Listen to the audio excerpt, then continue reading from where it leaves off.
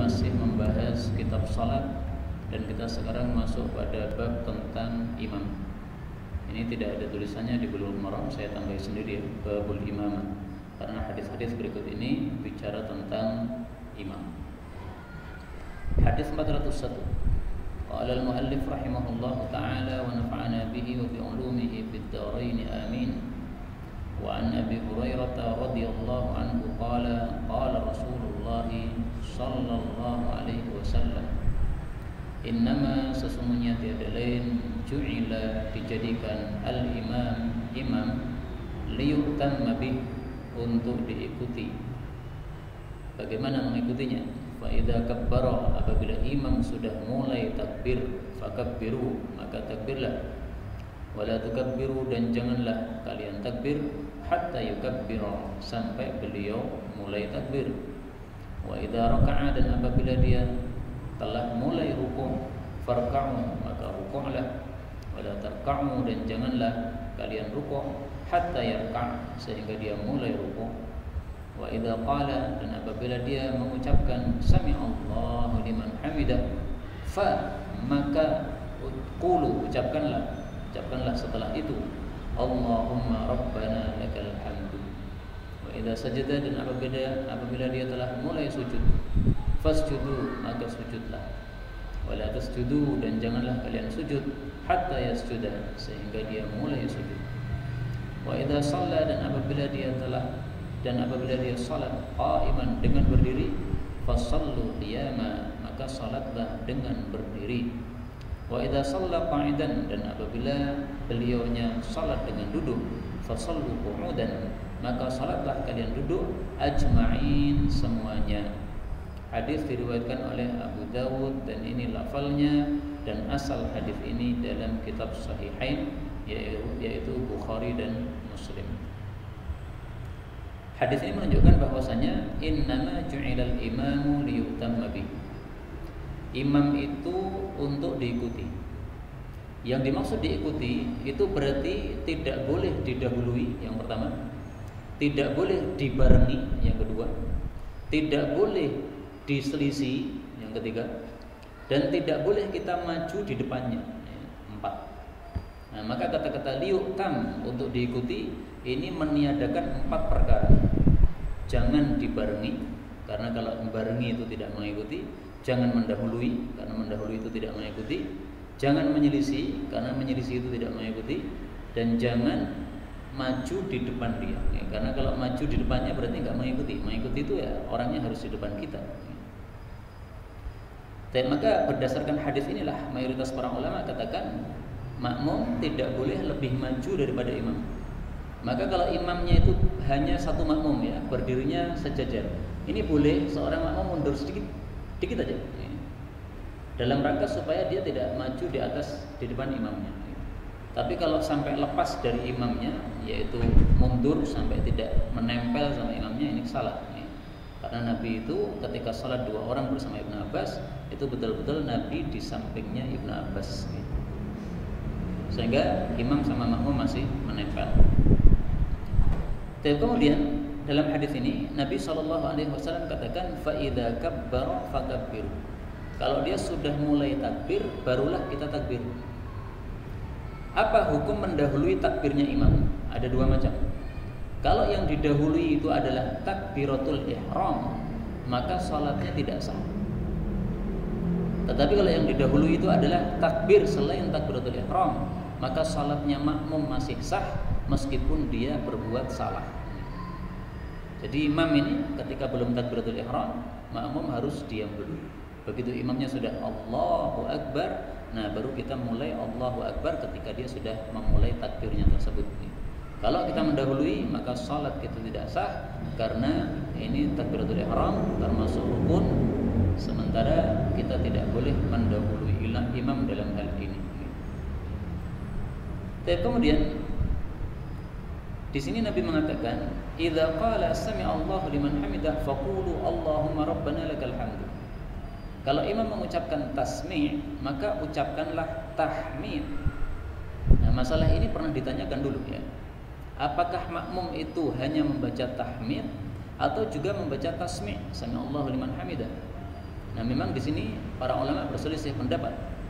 Mazhab Syafi'i mengatakan bahwasanya makmum, imam dan orang yang salat sendiri semuanya sama. Dua-duanya membaca, ketiga-tiganya membaca dua ini. Imam membaca tasmi' tahmid, makmum membaca tasmi' tahmid. Orang salat sendiri membaca tasmi' tahmid. Sami Allahu liman hamidah, Rabbana lakal hamdu. Pendapat ini bagus juga karena Rasul sallallahu alaihi wasallam bersabda dalam hadis yang umum, ya, wa sallu kama raaitumuni usalli. Salatlah kalian sebagaimana kalian melihat saya Nabi melakukan salat. Nah, maka ketika Nabi itu melakukan salat ternyata beliau membaca Sami Allahu liman hamidah dan Rabbana walakal hamdu, maka semua orang yang salat caranya juga seperti itu, tasmi' sama tahmid. Tetapi kalau kita memakai pendapat yang lain juga boleh. Pendapat yang lain mengatakan makmum hanya membaca tahmid, tidak membaca tasmi'. Dan itu juga pendapat yang bagus karena di sini Rasulullah mengatakan wa idza qala sami Allahu liman hamidah, kalau imam membaca sami Allahu liman hamidah faqulu, maka ucapkanlah pakai kata-kata fa. Dalam bahasa Arab fa itu artinya adalah untuk urutan yang tanpa jeda. Jadi begitu imam selesai sami Allahu liman hamidah, begitu selesai dah, maka kita langsung Allahumma rabbana lakal hamdu. Kalau kita membaca tasmi' dulu, berarti antara tasmi'-nya imam dengan tahmid kita ada jeda. Padahal di sini Nabi mengatakan fa. Fa itu lalu yang tanpa jeda. Ini dua pendapat saya tampilkan dua-duanya supaya kita lebih luas cakrawarnanya. Adapun pengamalan silahkan mana yang dipakai. Kalau panjenengan sudah biasa pakai tasmi' tahmid, ya nggak apa-apa. Atau panjenengan biasa tahmid saja tanpa tasmi' sebagai makmum maksud saya, ya nggak apa-apa. Dua-duanya punya hujjah yang sangat bagus dan kuat. Maka masalah-masalah fikih seperti ini nggak bisa hitam putih, kamu sesat, saya dalam kebenaran, nggak bisa begitu, ya. Karena tinggal bagaimana cara memandang atau berdalil dengan hadis-hadis yang ada. Kalau memakai hadis yang pertama, jadilah pendapat yang pertama. Memakai hadis yang kedua, jadilah pendapat yang kedua. Kemudian di dalam hadis ini disebutkan juga wa idza shalla qa'idan fasallu qu'udan ajma'un. Kalau imamnya salat duduk, maka salatlah duduk juga. Jadi misalnya imamnya sakit, dia salat duduk. Atau imamnya memang tidak punya kaki, dia berada di atas kursi roda, salatnya duduk. Nah, kita sebagai makmum meskipun bisa berdiri, disuruh untuk salatnya duduk juga. Kenapa? Karena imam tidak boleh diselisih. Imamnya duduk, ya kita sebagai makmum duduk juga. Hanya kemudian para ulama berselisih pendapat terhadap praktik untuk hadis ini. Kalau Imam Syafi'i berpendapat mazhab Syafi'i, ya, kita orang Indonesia kan rata-rata mazhab Syafi'i, maka saya dahulukan mazhab Syafi'i. Mazhab Syafi'i mengatakan bahwa hadis ini sudah mansukh, sudah dihapus hukumnya. Kenapa? Karena ini disabdakan oleh Nabi pada waktu sakit beliau yang awal. Kemudian pada sakit beliau yang akhir sebelum beliau wafat, itu beliau salat dalam keadaan duduk, sementara para sahabat itu salatnya dalam keadaan berdiri. Nah, kita lihat apa yang ditulis oleh Imam Bukhari di dalam kitab Sahih Bukhari. Kata kuncinya adalah fal akhir.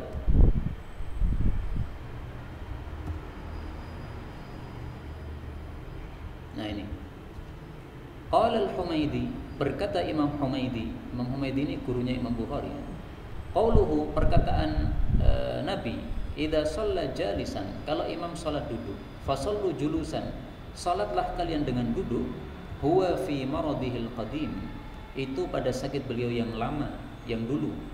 Thumma shalla ba'da dzalik, kemudian Nabi salat setelah itu jalisan, dalam keadaan beliau duduk, wan nasu khalfahu, sementara para manusia di belakang beliau qiyaman, berdiri. Lam ya'murhum bil qu'ud, Nabi tidak suruh mereka untuk duduk. Nah, kemudian Imam Humaidi berkomentar, Wa innama yu'khadhu bil akhir fal akhir. Tiada lain yang dipakai adalah yang terakhir, min fi'lin Nabi sallallahu alaihi wasallam, dari perbuatan Nabi sallallahu alaihi wasallam. Jadi kan dua hadis ini kan bertentangan. Nah, maka kata mazhab Syafi'i, cara mengkompromikannya adalah dikatakan yang pertama itu mansukh karena kejadiannya di awal, yang kedua itu adalah penghapusnya atau nasikhnya karena kejadiannya di akhir. Ini mazhab Syafi'i gitu. Dan itu yang saya pakai. Sehingga kalau saya lihat imamnya duduk karena sakit, maka saya sebagai makmum tetap berdiri. Pernah ini saya alami ketika daurah di Iskarima, itu syekhnya dari Saudi, beliau memang tidak kakinya memang pincang, sehingga beliau itu salat pakai kursi roda. Maka beliau sejak awal sudah duduk salatnya. Tapi saya lihat semua jamaah nggak ada yang duduk sama sekali. Jadi tampaknya semuanya sepakat pakai mazhab Syafi'i di sini, semuanya duduk, semuanya berdiri karena mereka mampu untuk berdiri. Beda lagi mazhab Hambali. Mazhab Hambali mengatakan bahwa dua hadis ini sama-sama berlaku. Perhatikan bagaimana kecerdasan Imam Ahmad menggabungkan hadis ini. Beliau mengatakan, pada hadis yang terakhir di mana Nabi sakit itu kasusnya berbeda dengan kasus hadis yang pertama. Kalau kasus hadis yang pertama, Nabi SAW itu duduknya tidak di awal salat. Jadi mungkin di tengah-tengah salat imamnya kemudian lelah atau imamnya kemudian merasa sakit, akhirnya dia duduk. Nah, maka kalau kondisinya seperti itu, para jamaah kemudian apa? Kemudian kalau imamnya tengah-tengahnya duduk, maka para jamaah tetap berdiri. Tetapi kalau imamnya itu sejak awalnya duduk, maka para jamaah tetap duduk. Bisa dipahami? Nah, pada hadis yang kedua, yaitu ketika Nabi sakit dan menjelang wafat itu awalnya orang-orang berdirinya, salatnya sudah berdiri. Imamnya adalah Abu Bakar berdiri, para jamaah juga berdiri. Kemudian di tengah-tengah mereka salat, tiba-tiba Nabi SAW datang masuk masjid. Akhirnya beliau maju ke depan, di samping Abu Bakar. Ini Abu Bakar, ini di samping kirinya Nabi. Maka Nabi menjadi imam untuk seluruh manusia setelah diimami oleh Abu Bakar dalam kondisi berdiri. Nah, maka kata Imam Ahmad, kalau imamnya itu sejak awal berdiri, maka para jamaah tetap berdiri. Meskipun di tengah-tengah sholat imamnya duduk, para jamaah tetap berdiri. Kenapa? Awalnya tadi berdiri. Tapi kalau imamnya awalnya duduk, nah, maka kita semuanya harus duduk. Nah, mau yang dipakai yang mana? Kalau saya lebih cenderung pendapat Imam Syafi'i tadi, demikian juga yang dipilih oleh Imam Bukhari dari gurunya Imam Humaydi, ya, bahwa hadis yang terakhir itu menghapus hadis yang pertama. Wallahu a'lam bishawab. Dan saya sarankan untuk pakai mazhab ini. Kenapa? Karena sebagian mazhab berpendapat bahwasanya kalau imamnya duduk karena sakit, sementara kita makmum duduk padahal mampu berdiri, maka itu tidak sah. Menurut sebagian mazhab. Nah, daripada kita terkena mazhab yang mengatakan tidak sah, jadi lebih baiknya kita pakai yang disepakati aja, yaitu yang disepakati sahnya, sehingga kita dalam kondisi berdiri. Kita lanjutkan 402. Wa an Abi Sa'id al-Khudri radhiyallahu anhu anna Rasulullah sallallahu alaihi wasallam ra'a melihat fi ashabihi, pada sahabat-sahabatnya, ta'akhuran, ada kemunduran. Maksudnya mereka lebih suka shaf yang belakang. Faqala, maka Nabi bersabda, taqaddamu, majulah, fa'tamu bi, maka bermakmumlah kepada saya. Wal ya'tamma bikum, dan hendaklah bermakmum kepada kalian man ba'dakum, orang yang setelah kalian. Hadis diriwayatkan oleh Imam Muslim. Hadis ini menunjukkan dihasungnya memilih shaf yang depan.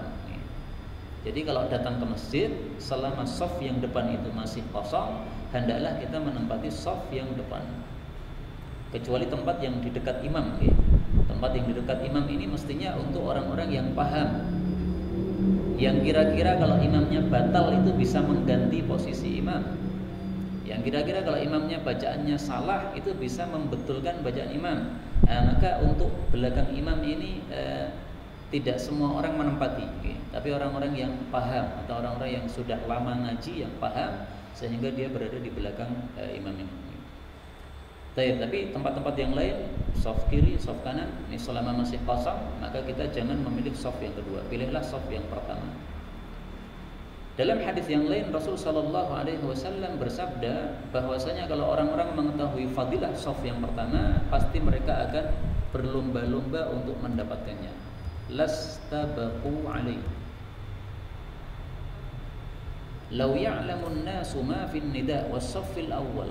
Kalau orang-orang mengetahui fadilahnya adzan dan saf yang pertama, thumma lam yajidu illa ayastahimu alaihi, kemudian mereka tidak bisa mendapatkan kecuali harus berundi, lastahamu, sungguh mereka akan berundi. Kalimatnya lastahamu ya, bukan lastabaku. Ini hadis sahih diriwayatkan oleh Bukhari dan Muslim. Maka kita harus paham fadilah saf yang awal. Saf yang awal itu minimal adalah saf yang pertama dan saf yang kedua. Kalau saf yang ketiga dan setelahnya itu sudah derajatnya biasa. Tapi kalau saf yang pertama dan saf yang kedua ini derajatnya masih unggul. Mari kita lihat hadisnya. Marratain.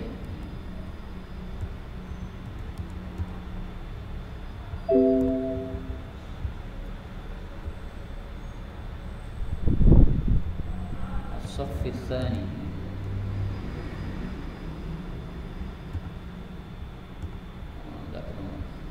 Kana yastaghfir. Ini sambil hafalan hadis Pak, karena beberapa hadis sudah lama enggak dibaca lupa. Nah ini ternyata ini ketemu ya. Kana adalah Nabi sallallahu alaihi wasallam yastaghfir, memintakan ampun lis-saffil muqaddam, untuk saf yang pertama salasan 3 kali. Walitsani, dan untuk saf yang kedua marratan 1 kali. Dimintakan ampun Nabi 3 kali kalau kita di saf awal. Kalau kita di saf yang kedua dimintakan ampun Nabi 1 kali. Hadis riwayat Imam Ibnu Majah sahih. Maka minimal di saf yang kedua. Sebisa mungkin jangan saf yang ketiga, ya. Karena saf yang ketiga dan seterusnya ini sudah saf yang biasa.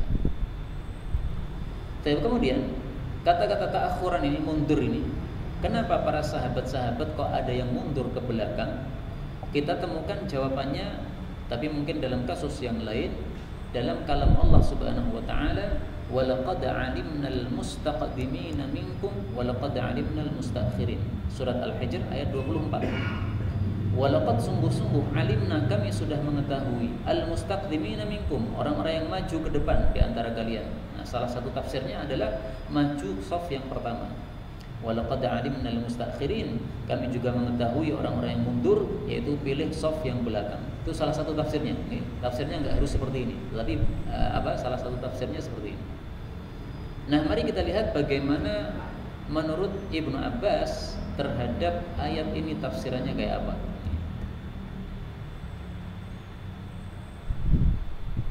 Ibnu Abbas mengatakan, kanat imra'atun, ada seorang wanita, tusalli khalfan Nabi sallallahu alaihi wasallam, salat di belakang Nabi, maksudnya jadi makmum belakang sana. Hasna, dia cantik, min ahsanin nas, termasuk manusia yang tercantik. Fakana ba'dul qaumi yastaqdim fi shafil awal, maka sebagian jamaah laki-laki sengaja maju ke depan li'alla yaraha, supaya enggak terlihat. Karena kalau terlihat kecantikannya akan mengganggu kekhusyuan salat. Wa yastakhiru ba'duhum, sebagiannya malah pengen di belakang, hatta yakuna fi shafil muakhar, pengen di shaf yang terakhir. Supaya apa? Fa idza raka'a, kalau dia ruku', qala hakadha yanzur min tahti ibti, dia bisa melihat dari belakang ketiaknya. Kelihatan, wah cantik sekali. Jadi ruku' sambil ngelirik nih, Pak. Inilah yang dimaksud fa anzalallah, Allah turunkan ayat walaqad alimnal mustaqdimina minkum. Allah tahu siapa yang maju ke depan supaya enggak melihat wanita. Walaqad alimnal mustaakhirin, Allah juga tahu siapa yang sengaja di belakang untuk melihat wanita tadi. Ini hadisnya tidak dhaif loh ya. Sahih kata Syekh Albani, diriwayatkan oleh Ibnu Majah, At-Tirmidzi dan An-Nasai. Tapi jangan kita mencela sahabat Nabi sallallahu alaihi wasallam. Nah, biasanya gini-gini ini adalah sahabat Nabi yang tidak terkenal ya. Kalau sahabat Nabi yang Abu Bakar, Uthman, Ali dan sebagainya, nggak mungkin mereka pilih di belakang untuk hanya gara-gara melihat wanita gini. Ya. Bisa jadi itu sahabat-sahabat yang Arab desa atau yang apa, yang kurang terkenal. Oke.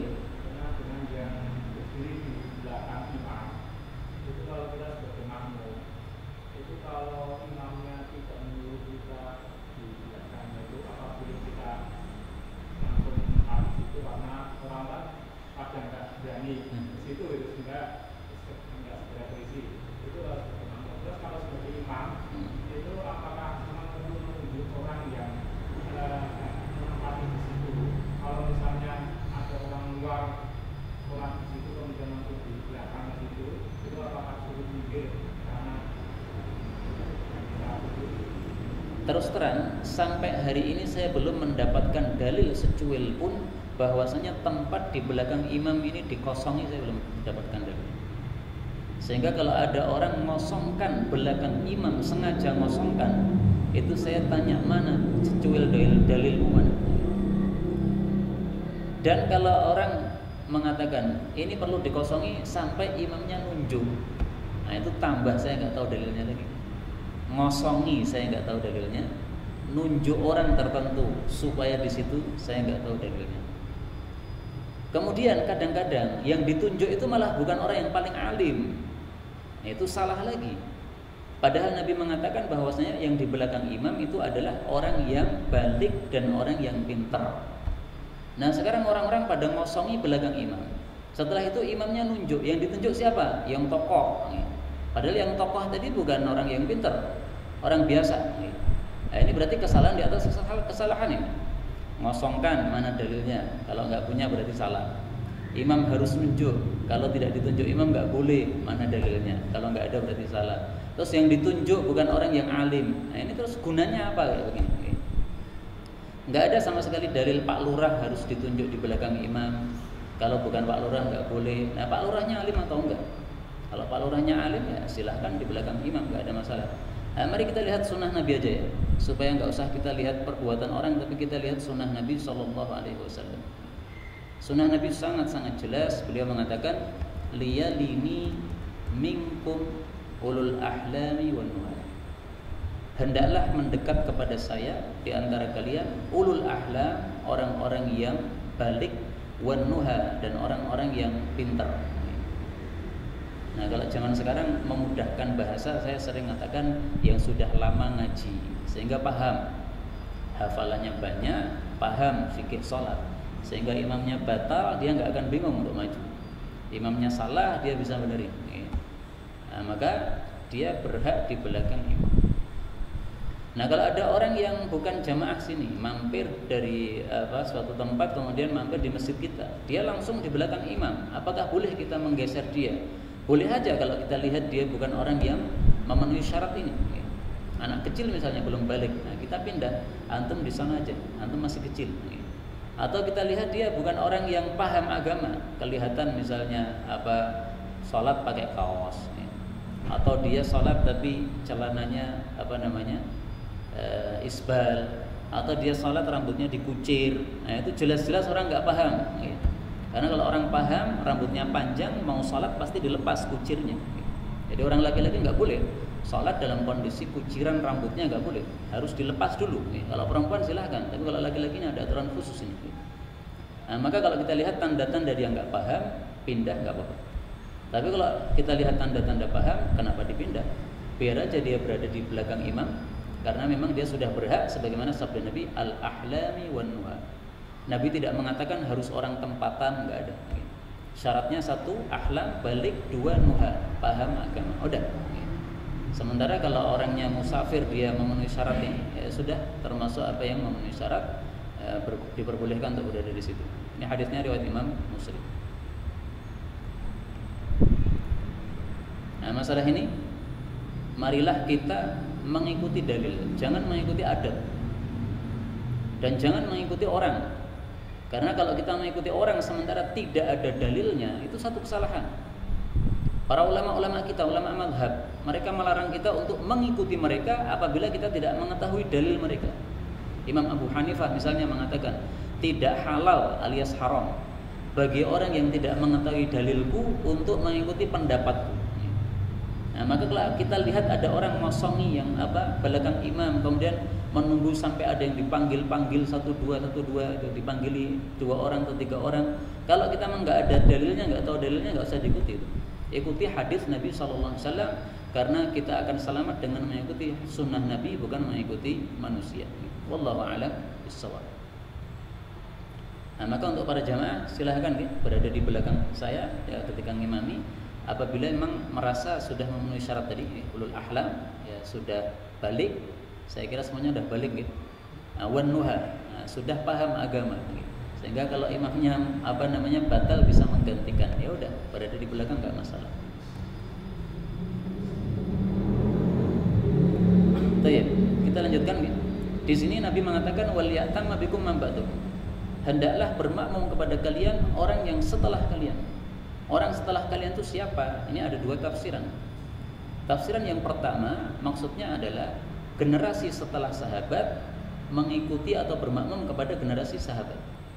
Jadi para sahabat bermakmum kepada Nabi, mengikuti bagaimana tata cara salat Nabi.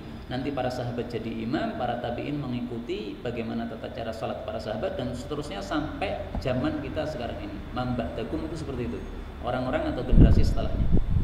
Boleh juga dimaknai man ba'dakum itu adalah shaf berikutnya. Jadi shaf pertama mengikuti imam karena dia bisa melihat imam.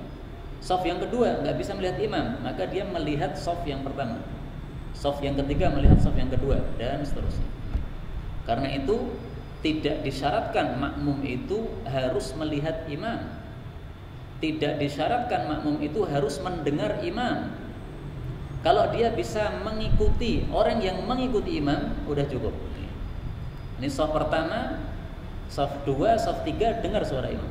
Shaf keempat sudah nggak dengar lagi, karena imamnya sudah tua dan nggak ada pengeras suara misalnya. Nah, maka shaf keempat ini sholatnya tetap sah, meskipun lihat imam juga nggak kelihatan karena tertutupi oleh shaf berikutnya, depannya.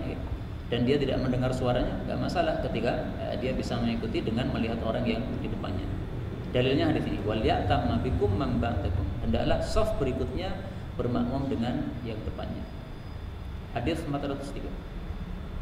Wa an Zaid bin Thabit radhiyallahu anhu qala ihtajara, membuat kamar Rasulullah sallallahu alaihi wasallam hujratan, satu kamar, bi khasafatin, dengan khasafah itu anyaman dari pelepah kurma. Fasalla fiha, lalu beliau salat padanya. Fatatabba'a, lalu mengikuti ilaihi, kepada beliau, rijalun, beberapa laki-laki sahabat Nabi. Waja'u, dan mereka datang, yusalluna, mereka salat, bisalatihi, dengan salat Nabi sallallahu alaihi wasallam. Maksudnya jadi makmumnya.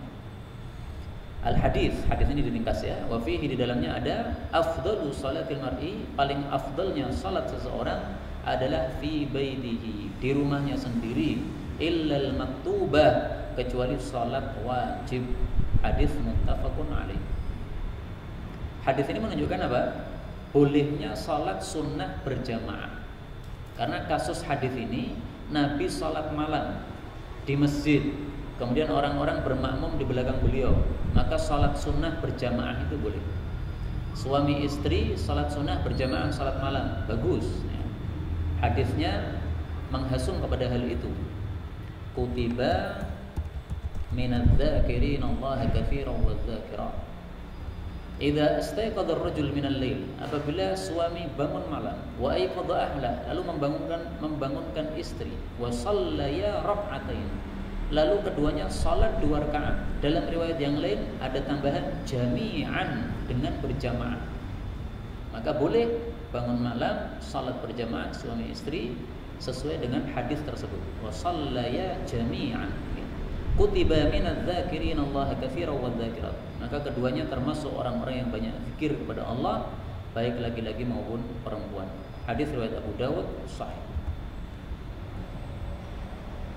Bahkan menurut Ibnu Hazm, kalau kita salat sunnahnya berjamaah, maka pahala kita 27 kali lipat. Ibnu Hazm nih. Jadi 27 dilipat gandakan kalau berjamaah, itu menurut Ibnu Hazm berlaku untuk salat wajib maupun salat sunnah. Tapi kalau mayoritas para ulama katakan enggak ya. Yang berlaku 27 dan 1 itu adalah salat jamaah di masjid, yaitu salat wajib, dan satunya salat di rumah. Dan itulah yang lebih kuat insyaallah. Dan kemudian yang kedua, hadis ini menunjukkan apa? Bolehnya seseorang itu hujratan fil masjid, membuat satu kamar di masjid boleh, dengan syarat kamar dia yang dibuat di masjid tadi tidak membuat kesempitan untuk para jamaah. Makanya Nabi tidak pernah membuat kamar ini kecuali di malam hari. Malam hari beliau bentangkan tikarnya kan bisa diberdirikan gini. Nah, maka tikar itu diberdirikan, beliau masuk di dalamnya jadi kamar. Itu dilakukan hanya pada waktu malam hari. Siang hari beliau nggak lakukan karena siang hari banyak orang biasanya.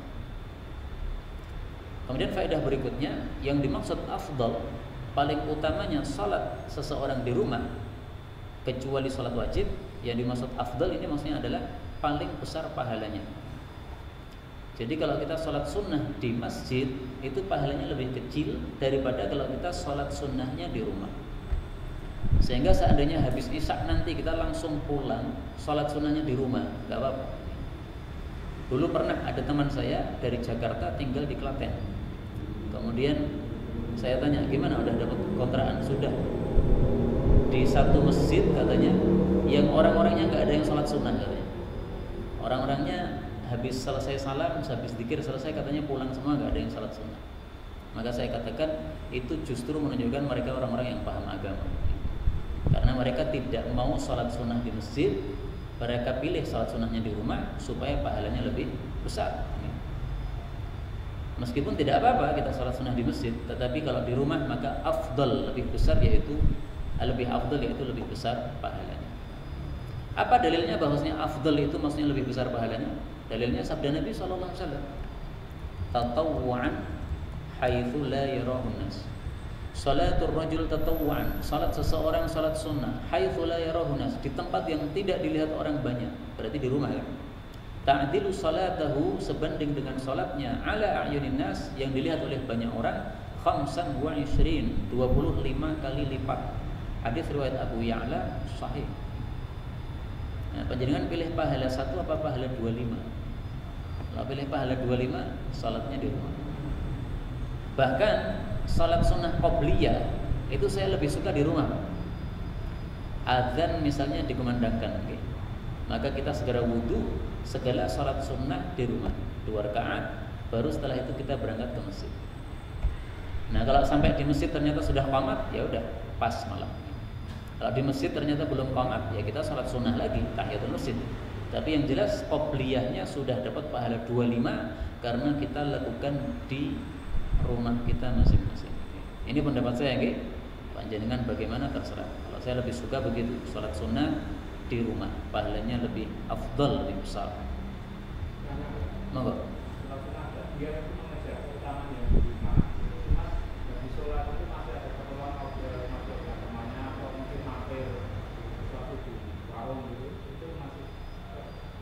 Ba'diyah itu kalau menurut ulama fikih itu betul-betul ba'da, setelah, sehingga jedanya enggak lama. Tapi kalau kita makan dulu, habis makan diregen, kemudian minum, kemudian karena kekenyangan santai dulu, baru sholat sunnah, itu bukan ba'diyah lagi. Jadi ba'diyah itu kalau kita pulang dari masjid, masuk rumah, langsung sholat, itu ba'diyah. Tapi kalau mampir ke dulu, makan, nah itu sampai rumah bukan ba'diyah lagi. Nah, maka kalau mau mampir ya ba'diyahnya di masjid aja. Atau mau kajian ya, tentu aja ba'diyahnya di masjid. 404, wa an Jabirin radhiyallahu anhu qala shallatalah salat Mu'adz bin Jabal bi ashabihi, dengan sahabatnya, para sahabatnya, al-isya, salat isya. Fatawwala alaihim, lalu dia panjangkan terhadap mereka. Yang dimaksud memanjangkan ini dia membaca surat Al-Baqarah atau surat An-Nisa, dikatamkan dalam salat isya. Ini kepanjangan memang.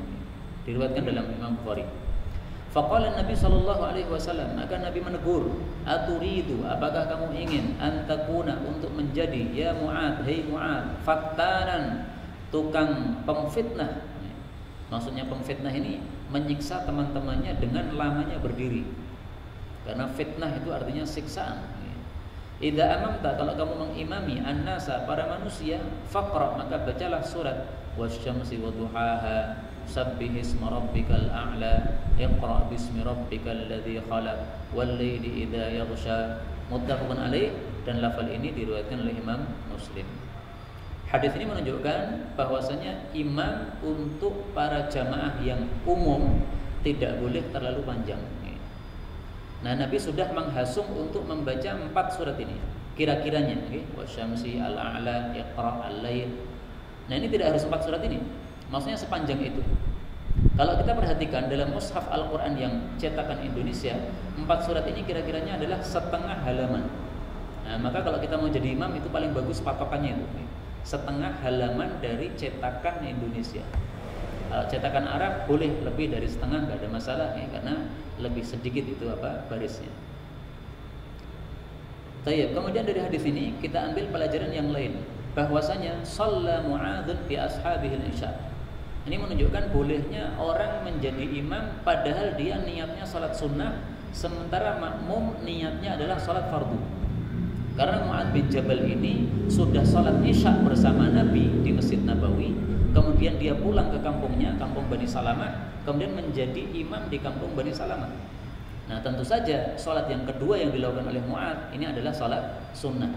Karena salat wajib sebagaimana sudah kita pelajari kemarin tidak boleh diulangi satu hari 2 kali. Berarti ini adalah apa? Salat sunnah.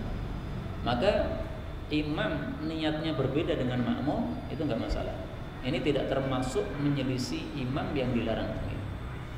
Menyelisih imam dilarang itu adalah dalam hal gerakan. Imamnya sujud, kita malah berdiri, itu menyelisih imam. Kalau dalam hal hay'ah saja tidak apa-apa menyelisih imam.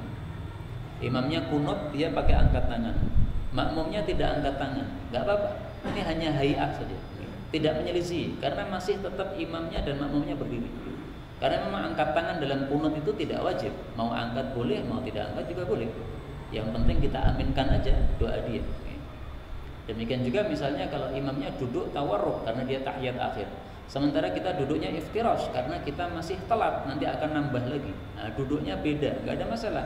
Yang penting sama-sama duduk itu tidak menyelisih imam. Faedah yang kedua, hadis ini menunjukkan bahwasanya seorang makmum apabila mendapati imamnya bacaannya terlalu panjang, sementara dia punya hajat untuk segera dia lakukan, dia boleh untuk melanjutkan sholat sendiri, Pak. Caranya bagaimana? Dalam hati dia niatkan untuk putus menjadi makmum. Tidak usah diucapkan, niatan aja. Saya udah nggak jadi makmum lagi. Nah, habis itu kita kemudian lanjutkan sholat kita sendiri. Dan ini juga boleh diterapkan apabila imamnya sholatnya terlalu cepat. 7 menit 23 rakaat. Wah, ini nggak bisa ngikuti kita. Ya udah, niatkan dalam hati aku salat dadi makmum. Salatmu orang genah. Nah, kemudian kita salat sendiri. Maka boleh kita memutus dari jamaah apabila imamnya terlalu panjang atau apabila imamnya terlalu cepat tadi, sehingga kita tidak bisa mengikuti kecepatannya. Kita lihat bagaimana Imam Bukhari sangat bagus beliau membuat menulis judulnya bab ini. Kayaknya udah saya tulis di sini. Nah ini. Qala al-Bukhari, Imam Bukhari berkata, babu idza tawwala al-imam, apabila imam salatnya terlalu panjang, wa kana lirrajul hajah, sementara makmum ini punya hajat untuk keluar, fa kharaja, maka dia keluar, fa shalla, lalu dia salat sendiri. Jadi boleh mutus untuk salat sendiri, tidak ada masalah.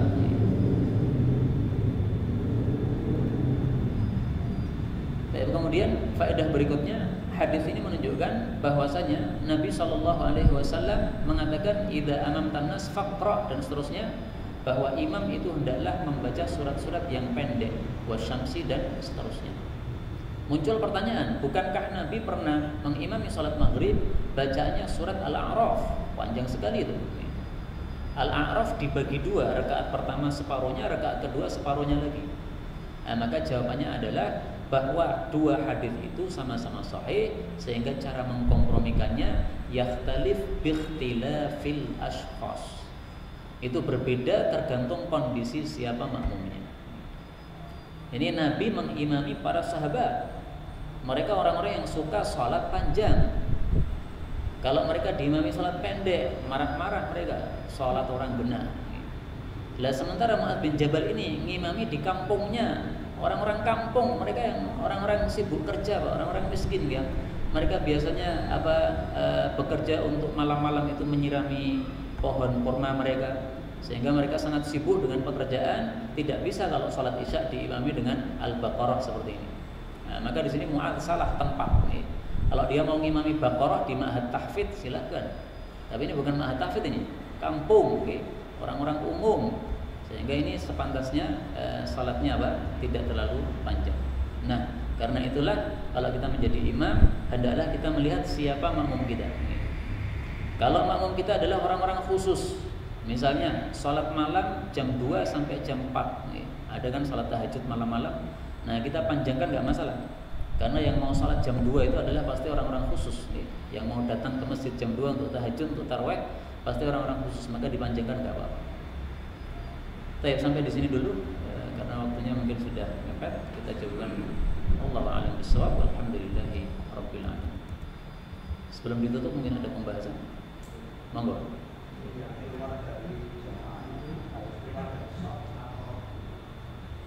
Boleh melanjutkan tetap di shaf, tapi dia sholat sendiri. Boleh juga seperti yang dilakukan oleh makmumnya Mu'adz tadi, dia mundur. Setelah dia mundur, kemudian dia sholat sendiri. Nah, kalau memang tempatnya bisa untuk mundur nggak apa-apa. Tapi kalau tempatnya nggak bisa mundur karena shafnya udah penuh, ya udah kita lanjutkan di tempat kita sendiri. Nah, tampaknya dalam kasus tadi itu dia bisa mundur, sehingga dia mundur, kemudian dia sholat sendiri, kemudian dilaporkan kepada Mu'adz, wahai Mu'adz, itu ada salah satu makmum tadi mundur. Nah, maka Mu'adz mengatakan munafik itu. Nah, orang yang dikatakan munafik nggak terima, saya laporkan sama Nabi kamu sholat terlalu panjang. Maka ternyata yang dimarahi oleh Nabi bukan orang tadi, tapi malah Mu'adz yang dimarahi oleh Nabi Sallallahu Alaihi Wasallam.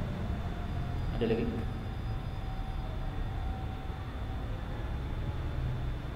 Cukup. Subhanakallahumma rabbana wa bihamdika asyhadu